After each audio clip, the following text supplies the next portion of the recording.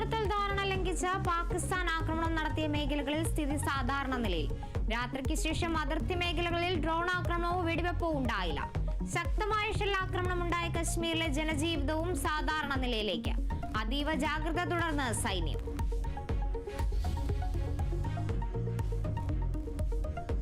India Pak വെടിനിർത്തലിൽ ഇടപെട്ടുവെന്ന് ആവർത്തിച്ച അമേരിക്ക. സമാധാനം പുനഃസ്ഥാപിക്കാനായതിൽ അഭിമാനമെന്ന് ഡൊണാൾഡ് ട്രംപ്. പ്രധാനമന്ത്രി സർവകക്ഷി യോഗം വിളിക്കണമെന്ന് കോൺഗ്രസ്. വെടിനിർത്തൽ ധാരണയെക്കുറിച്ച് ചർച്ച ചെയ്യണമെന്ന് ആവശ്യം.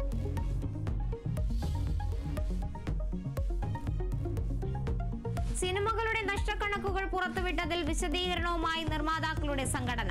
ഭൂരിഭാഗം ചിത്രങ്ങൾക്കും ലഭിക്കുന്നത് തിയേറ്റർ വരുമാനം മാത്രം. പല താരങ്ങളുടെയും പ്രതിഫലം ഗ്രോസ് കളക്ഷനായി ലഭിക്കുന്നില്ല. പ്രതിസന്ധികൾ വ്യക്തമാക്കാനാണ് കണക്കുകൾ പുറത്തുവിട്ടതെന്നും വിശദീകരണം.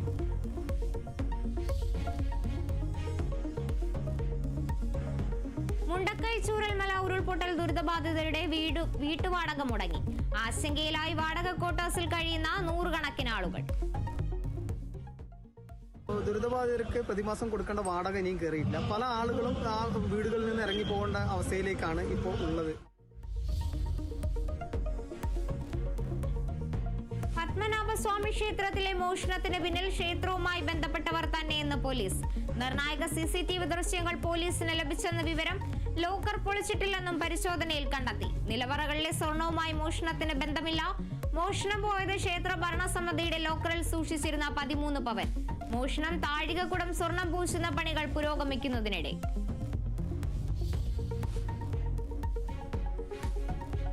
കോഴിക്കോട് സ്വകാര്യ മാളിലെ ലിഫ്റ്റിൽ കുടുങ്ങിയ യുവാവിനെ രക്ഷിച്ച അഗ്നിരക്ഷാസേന. ലിഫ്റ്റിൽ കുടുങ്ങിയത് കണ്ണൂർ സ്വദേശി അബ്ദുൾ നാസർ. യുവാവിനെ രക്ഷപ്പെടുത്തിയത് 1 മണിക്കൂർ നീണ്ട പരിശ്രമത്തിനൊടുവിൽ. രക്ഷാപ്രവർത്തനത്തിന്റെ എക്സ്ക്ലൂസീവ് ദൃശ്യങ്ങൾ കേരള വിഷൻ ന്യൂസിന്.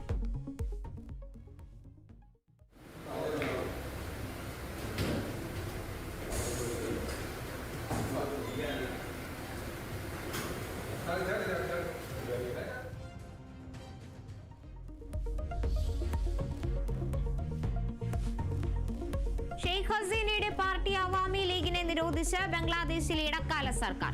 മുഹമ്മദ് യൂനൂസ് സർക്കാരിന്റെ നടപടി ഭീകരവിരുദ്ധ നിയമപ്രകാരം. നേതാക്കളുടെ വിചാരണ പൂർത്തിയാകുന്നതുവരെ നിരോധനം തുടരും.